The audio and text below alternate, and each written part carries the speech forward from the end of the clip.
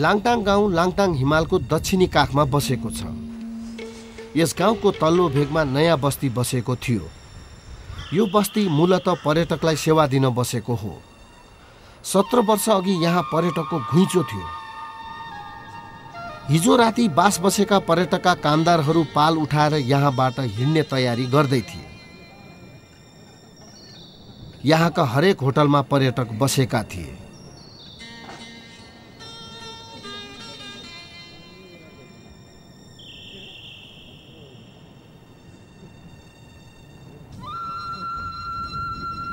पुराना शैलीका घर भएको बीचको भागमा पुरानो बस्ती थियो। यो यहाँका मानिसले पर्यटकलाई सेवा दिन होइन, आफू बस्नका लागि बनाएका घरहरूले भरिएको थियो। त्यसभन्दा माथि पानी भएको चरन थियो।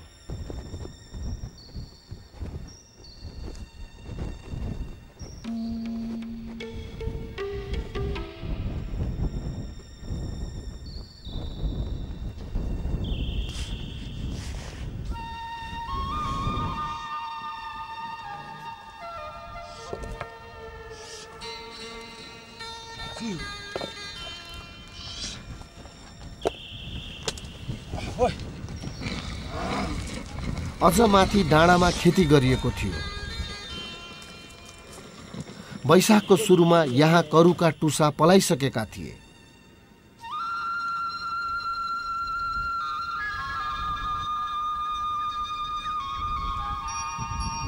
पशुपालन यहाँका मानिसको अर्को व्यवसाय थियो।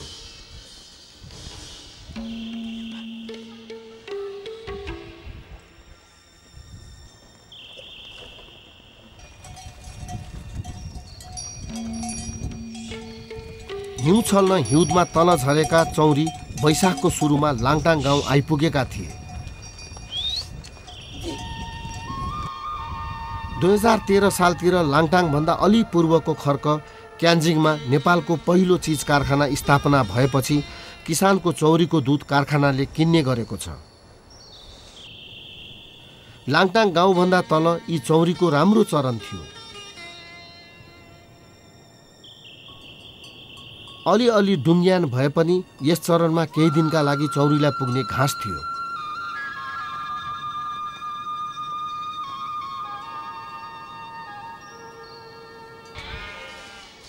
भेडा पालन यहाँको अर्को व्यवसाय थियो।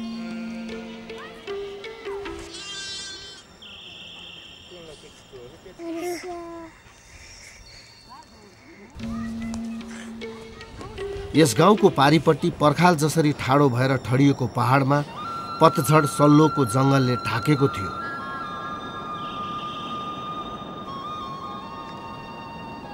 सत्र वर्षपछि 2073 सालमा हामी फेरि लाङटाङ पुग्यौँ।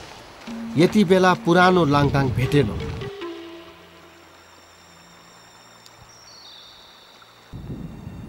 पुरानो बस्तीका घर, नयाँ बस्तीका घर, चरन सबै ध्वस्त भएका थिए। लाङटाङ गाउँले भुइँचालो त धानेको थियो, तर त्यसपछि आएको हिउँ पहिरो भने धान्न सकेन। लाङटाङ गाउँको उत्तरमा रहेको लाङटाङ हिमाल र त्यसको दाहिने पाखुरामा त्यस वर्ष निकै धेरै हिउँ जमेको थियो। भुइँचालोले हल्लाउँदा भिरालोमा बसेको हिउँ सोहोरिएर तल झर्यो। लाङटाङ गाउँ छेउको चट्टानले त्यसलाई सोझै तल खस्न दिएन। त्यसपछि त्यो हिउँ हिमालको दक्षिण र चट्टानको उत्तरमा बनेको डुँड जस्तो खोजमा बग्दै आयो। प्रति घण्टा 300 किलोमिटर वेगमा आएको त्यस हिउँले आफूसँग हिमालका ढुङ्गा र गेग्रान पनि लिएर आयो। 7000 मिटर अग्लो ठाउँबाट हुत्तिएको त्यो हिउँ 2.5 किलोमिटर तल आएपछि खोजको मुखबाट लाङटाङ गाउँमा झर्यो। वैज्ञानिकहरूका अनुसार त्यस दिन लाङटाङ हिमालबाट 70 लाख घनमिटर हिउँ र माटो लाङटाङ गाउँमा खस्यो। त्यति ढुङ्गा, माटो र हिउँ 10 वटा फुटबल मैदानमा राखेको भए 105 मिटर अर्थात् धरहरा भन्दा झन्डै दोब्बर अग्लो पहाड बन्थ्यो। यसरी खसे मध्ये आधा हिउँ थियो जुन बिस्तारै पग्लियो, बाँकी यही छ। एकीकृत पर्वतीय विकासका लागि अन्तर्राष्ट्रिय केन्द्र इसी मोडका अनुसार यो हिउँ पहिरो दोस्रो विश्वयुद्धमा जापानको हिरोसिमामा खसालिएको बमको आधा शक्तिशाली थियो। पछि आएका भुइँचालोपछि 2 पटक फेरि आएको पहिरोमा यति नै ढुङ्गा माटो र हिउँ झर्यो। यसले भिरको फेदमा बनाएको एउटा बाहेक लाङटाङका सबै 129 वटै घर माटोमा मिलायो।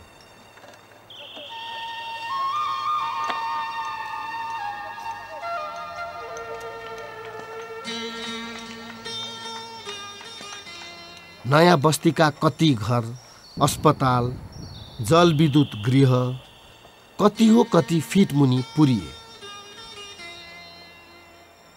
त्यस दिन लाङटाङ विदेशी पर्यटक, लाङटाङ र अन्य भेगका नेपाली समेत गरेर 350 जना मानिस मरे। लाङटाङ गाउँले 25% बासिन्दा गुमायो। भुइँचालो आयो। भुइँचालो आएपछि भुइँचालो नरोक्दै माथिबाट पहिरो आइहाल्यो। फेरि पहिरो आएपछि अब म त बाहिरतिर फनफन घुमिरहेको थिएँ। अनि मसँग छोरी थियो, छोरी घरभित्र थियो। अनि म चाहिँ भित्र लुक्छु भनेर उता बाइकको त्यो यस्तो तल भुइँ तलको मुनि छिर्न लागेको थियो। अनि छोरी झलक्क छोरी सम्झ्यो। फेरि फर्केर आएर त्यो घरको ढोका छेउमा पुग्दाखेरि त पहिरो उता पारी पुगेर यताबाट आइरहेको थियो। यहाँ चौरमा पुगिसकेको थियो।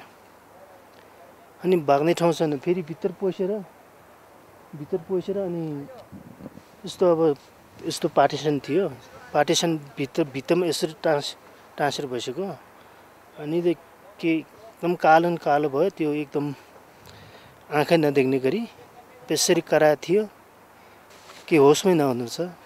पछि त त्यो रोकेपछि त मर्न लाग्यो। अब त्यो खाली एकदम मुख मात्र सुकेर आउने, तिर्खा लाग्ने, घाँटी सुकेर अनि बोल्नै नसक्ने। अनि त्यहाँबाट त यताउता हेर्दाखेरि त गाउँ त केही छैन। अब मेरो मिसेस पनि तल मेन सेन्टरमै खेतमा काममा गएको थियो, त्यहीँ पऱ्यो। अब लास पनि भेटेन अहिलेसम्म। अब कहाँ पुरा कहाँ भयो थाहै छैन अहिले। भुइँचालो मात्र आयो, पहिरो नआयो त के मानव क्षति भएन नि। मानव क्षति भएन, अब केही घाइते भएन। नभएपछि त हामी यतै बसेर त्यतिखेर नै हामीले आस्ते टारहरू बनाएर यतै बस्न सक्थ्यौँ। मेरो घर चाहिँ यही हो। म चाहिँ यही भित्रबाट बचेको छ।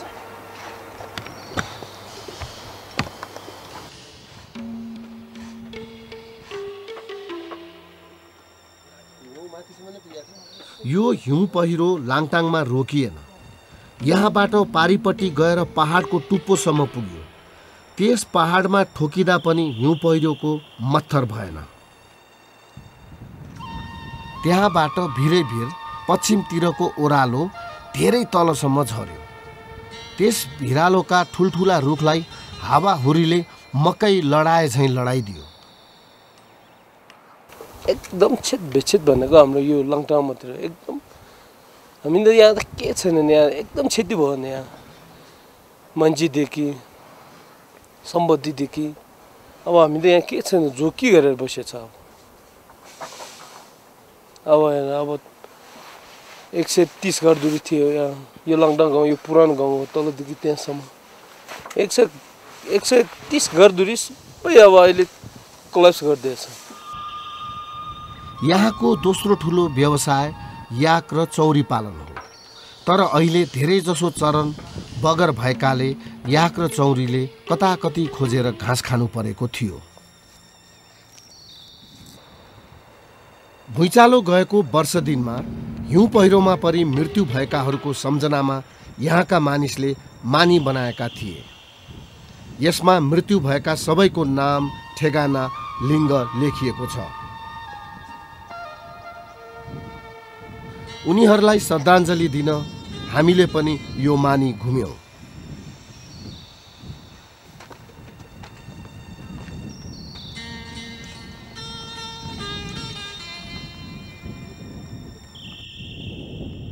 विज्ञहरूले लाङटाङलाई मानिस बस्न लायक नभएको बताए पनि यहाँका मानिसको जाने ठाउँ कतै थिएन। त्यसैले उनीहरू आफ्नो गाउँ फर्केर घर बनाउन थालिसकेका थिए।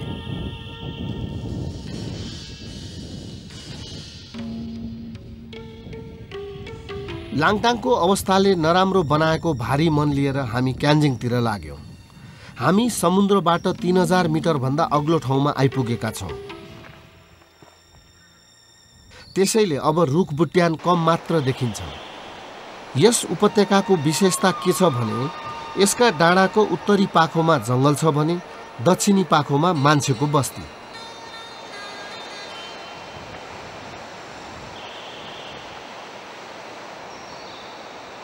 यो कस्तुरी मृगले आफ्नो सुगन्ध छर्दै हिँड्ने ठाउँ हो।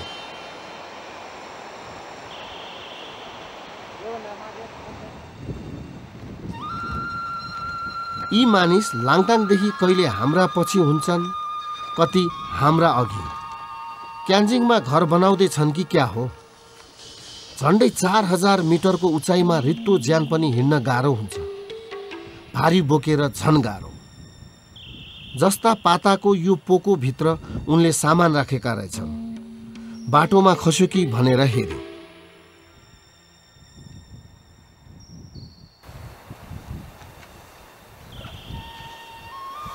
त्यो नयाँ पुल हालेको छ है त्यहाँ? कहिले हाल्यो? त्यो नयाँ पुल 1 वर्ष 2 वर्ष भयो। 2 वर्ष हजुर। त्यो काम हामीलाई यी मान्छे चिनेको जस्तो लागेको थियो।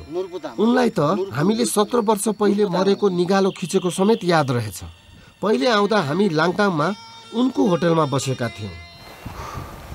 त्यतिखेर त्यो निगाल्यो तल त्यो जङ्गलको निगालुहरू सबै कुहे थिए है। कुहिया थियो। त्यो रोग लाग्यो। निगालुको जङ्गल त मैले याद गर्नु भएको छ। हामी पहिलो पटक आए यता नोर्पुले क्यान्जिङमा पनि होटल खोलेका रहेछन्।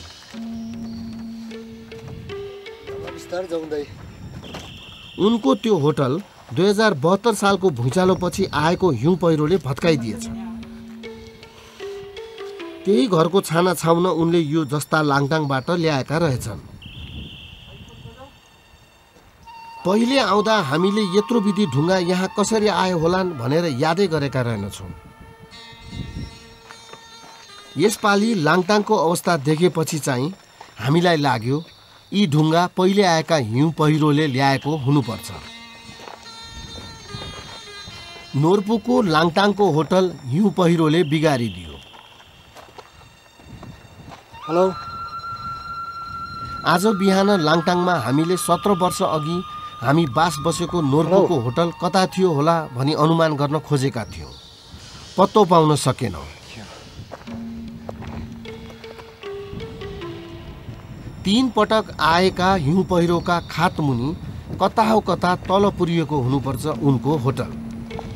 उनको होटल कहाँनिर थियो होला भन्ने अन्दाज पनि हामीले पाउन सकेका थिएनौँ। लाङटाङ गाउँको व्यथालाई त्यहीँ छाडेर करिब 3 घण्टा जतिको पैदल यात्रापछि हामी क्यान्जिङ नजिक आइपुगेका छौँ। 17 वर्ष अगाडि भेटेका नर्बु तामाङलाई भेट्यौँ। आज बास भने हामी वहीँ नर्बु तामाङको होटलमा बस्नेछौँ। नोर्पुको होटलमा उति सुविधा छैन भन्ने हामीलाई थाहा थियो। तर पहिलेदेखिको चिनजान भएकाले उनको पारिवारिक वातावरण मिल्ने हुनाले हामी उनकै होटलमा बस्ने भएका हौँ। शारीरिक र मानसिक दुवै किसिमले थाकेका हुनाले हामी क्यान्जिङ घुम्न नथाली सोझै नोर्पुको होटलमा गयौँ। नोर्पुले थाके झैँ गरेनन्। उनी धमाधम काममा लागे। नोर्पु परिश्रमी मानिस हुन्। प्रकृतिले साग फलाउन नदिने झन्डै 4000 मिटर अग्लो ठाउँमा पनि साग फलाएका छन्। चिसोले गर्दा यहाँ खुला बारीमा साग हुँदैन। यी सागलाई चिसो नलागोस् भनेर उनले बारीमा प्लास्टिक बनाएर त्यही घरभित्र तरकारी लगाएका हुन्। यो प्लास्टिकको छानाबाट घामको न्यानो छिर्छ, तर छिरेपछि बाहिर निस्कन पाउँदैन। त्यसैले साग हुर्कन पाउँछ। हिजो बेलुका लाङटाङमा हामीले केही मानिसलाई 17 वर्ष पहिले हामीले खिचेका लाङटाङका दृश्य देखाएका थियौँ। यो कुरा आज बिहान नोर्पुले थाहा पाएछ। उनले पनि हेर्ने रहर गरेपछि हामीले बेलुका नोर्पुलाई ती दृश्य देखायौँ। ती दृश्य हेरेर नोर्पु भावुक भए। 2072 सालको हिउँ पहिरोले उनको घर पुरेको थियो। भाइ, आमा र श्रीमतीलाई ठाउँको ठाउँ मारेको थियो।